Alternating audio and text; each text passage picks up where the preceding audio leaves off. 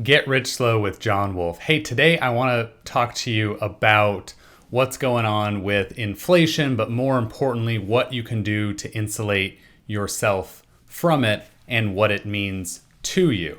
Now, I just want to start out by saying I'm not a licensed professional investor, so I'm just going to be talking to you about some of my feelings. I'm not giving financial advice, so if you take it, you're stealing. Okay, with that out of the way. Now let's just talk about what inflation means in sort of the general case. So like sometimes people look at rising oil prices or this and that other specific good and, the amount they can get done with their dollar decreases, and that is inflation. And then there's much more general inflation. And depending on who you talk to and exactly when and what report you look like, we are not looking at the 2% inflation that is sort of considered standard or what the Federal Reserve wants to happen. It looks like, we're looking at a number either a bit south of 5%, and the highest, I think, realistic estimates that I've heard are around 15%. And again, that's probably the high realistic estimate of year-over-year inflation. So what that really means to you depends a lot on who you are. And the powerful and wealthy care about this a lot less than the people who make their living off of wages. And let me explain that really quickly. And this will push you and help you understand what you can do to insulate yourself. So let's just say you make $20 an hour and there is 15% inflation. That means your boss needs to give you a $3 an hour raise to $23 an hour just to keep even. And by keeping even, that means, 1 hour of work used to buy you one really good cheeseburger at $20. And now because of 15 inflation, 1 hour of work is going to buy you that same really nice cheeseburger for $23. And this goes out and extrapolates to transportation and everything else.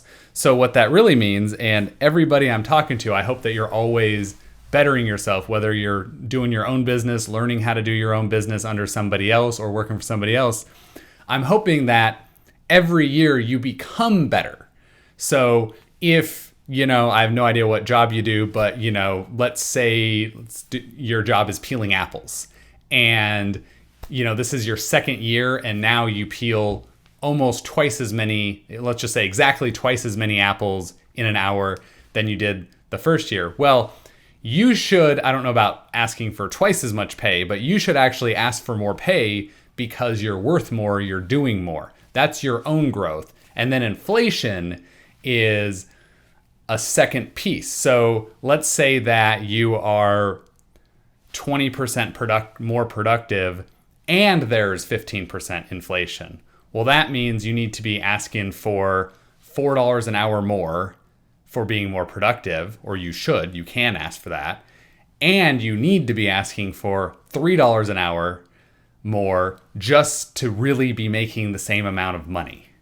So why do I say this matters to wage earners and not to the wealthy?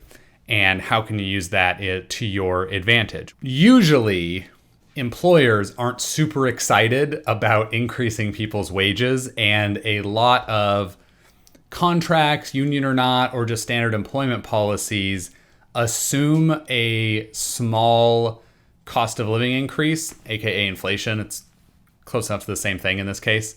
And you expect a 2% increase every year, just regardless of performance. And then there should be some type of performance increase or bonuses on top of that, but there isn't always. And if inflation suddenly goes well higher than 2%, you're effectively getting paid less for the same work. And I'm not saying that like your employer is being a bad person here. They got trapped in the same situation. So they're going to have to raise their prices and so on and so on. And this directly affects wage earners, like myself, like anybody who's trying to build wealth or doesn't have any wealth at all, because your purchasing power is getting diminished almost always more than what your salary is being increased or your hourly is being increased. And that can get back to equilibrium, but you're going to have to actually push to make that happen. Meanwhile, there is a class of things that gains value regardless of needing to do things specifically. And that's part of what we're seeing in the housing market itself. But if you look around at all sorts of goods and services, they're going up tremendously. I might be remembering this slightly wrong, but I think that, a really nice halal hero down the street from me, I think it was $6.99. It might have been $5.99 at the beginning of 2020. And I think that they're asking a full $10, or it might even be $10.99 now. That's inflation. And that's one specific thing. It's not proof of the general inflation. I don't think the general inflation is like 100-ish% like that. But, if I'm making the same $20 an hour, I can work a little more, but that's really just me producing more. I need to get a raise that's enough so that I can get the same number of, the heroes that I love per hour of work. Otherwise, I'm actually going backwards. And people who already have wealth, and most people in the middle class, most of their wealth is in the home, they do actually benefit from inflation. So I want you to now start thinking about places you could put your money if you have anything extra that will gain from inflation. And if you don't already have a home, that's the biggest, easiest one most people can access. Just doing normal, good, wholesome investments like index funds, mutual funds is going to benefit from inflation because it's a piece of a bunch of stocks. And anything that you have that really holds value indeterminate of the exact value of the dollar is what you're going to want to put your money in. And let me explain kind of why that is. So if inflation happens and your dollar buys less, and I'm picking a random company that produces something. Let's say like GE. GE makes things, right? The company of GE doesn't depreciate doesn't decrease in value because of inflation. Its washer machine that it makes last year is worth just about the same as the washer machine it makes this year, even if the dollar amount changes. So if you invest in something that produces, if you make some type of investment in something that makes production, then it is going to rise in value along with inflation in general. It's a little bit different. I know lots of people in this sort of context talk about gold.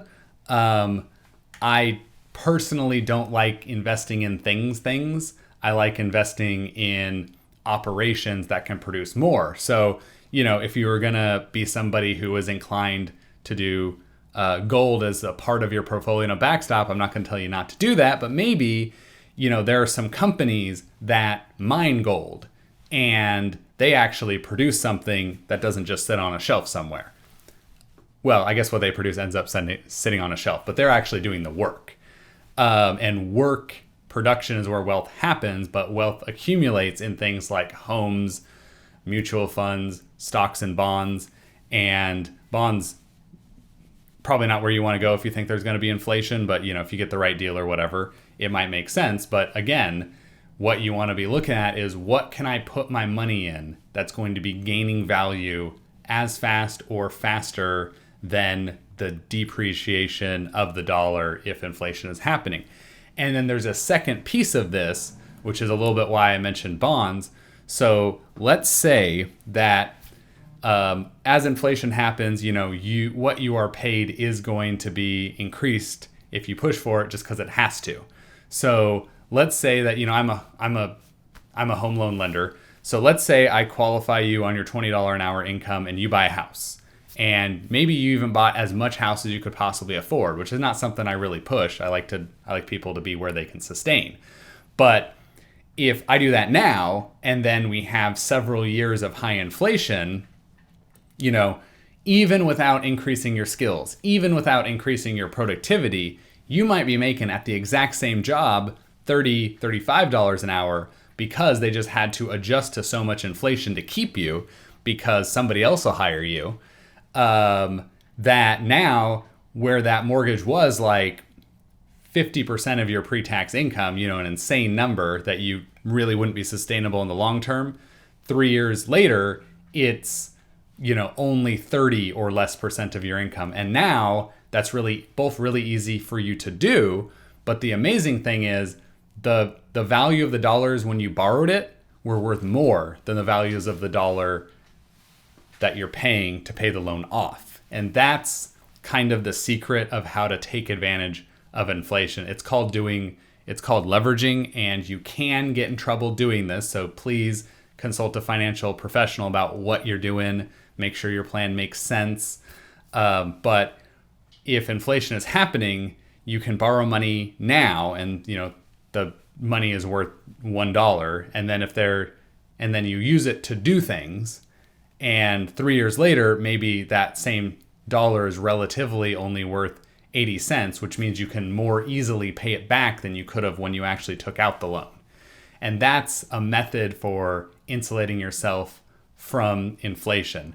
Now, please don't do anything reckless. Consult a financial professional about any of these plans, but I was just trying to give you a thought of how you can take advantage of inflation and how the wealthy do, because that's exactly what the wealthy do. I don't like talking about politics, but just when you hear things about, the last president and how he owns a bunch of real estate, but he has loans against all of his real estate, that's on purpose. He's doing exactly what I'm talking to you about. He has an asset, he gets a loan against it, he buys other assets, inflation happens, he pays for it with dollars that are worth less than when he borrowed. That's the game. That's the general game I'm talking to you about. Anyways, if you have any questions, please reach out. John Wolf, Get Rich Slow. Have an awesome day. Bye.